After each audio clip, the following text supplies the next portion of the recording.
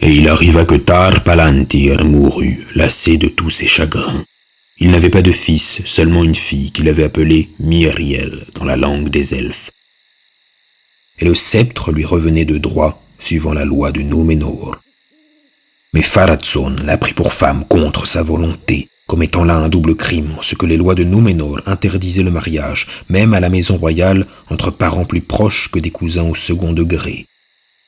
Quand ils furent mariés, il s'empara du sceptre et prit le titre d'Ar-Pharazôn, et changea le nom de la reine en Ar-Tsimrafel.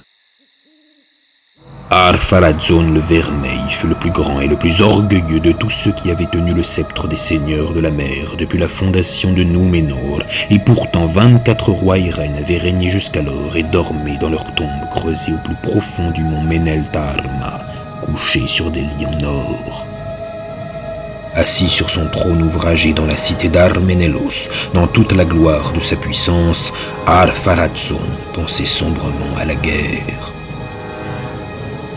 Il avait appris sur les terres du milieu l'étendue du royaume de Sauron et la haine qu'il portait aux Occidentaux.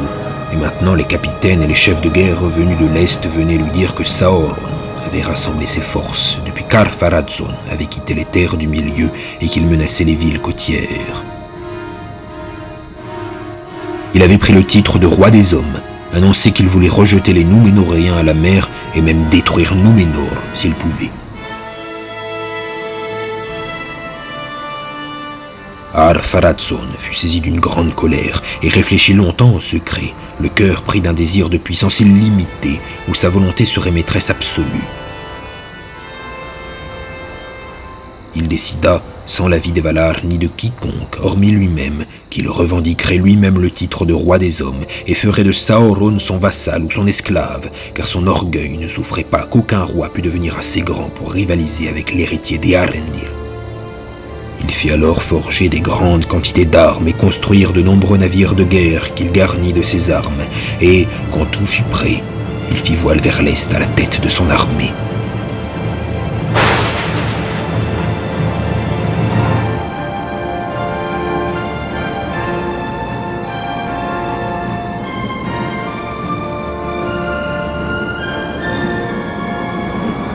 Les humains virent ces voiles surgir du couchant, teintes d'écarlate et rehaussées d'or et de vermillon.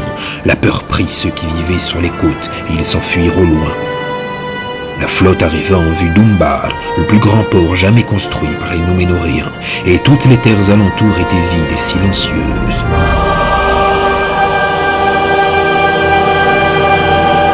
Le roi de la mer s'avança sur les terres du milieu, bannière et trompette en tête, et le 7e jour, il trouva une colline où il monta pour installer sa tente et son trône. Il se mit sur son trône au milieu du pays, les tentes de son armée rangées autour de lui, bleues, or et blanches, comme une forêt de hautes tours. Puis il envoya ses héros ordonner à Sauron de paraître devant lui et lui jurer fidélité.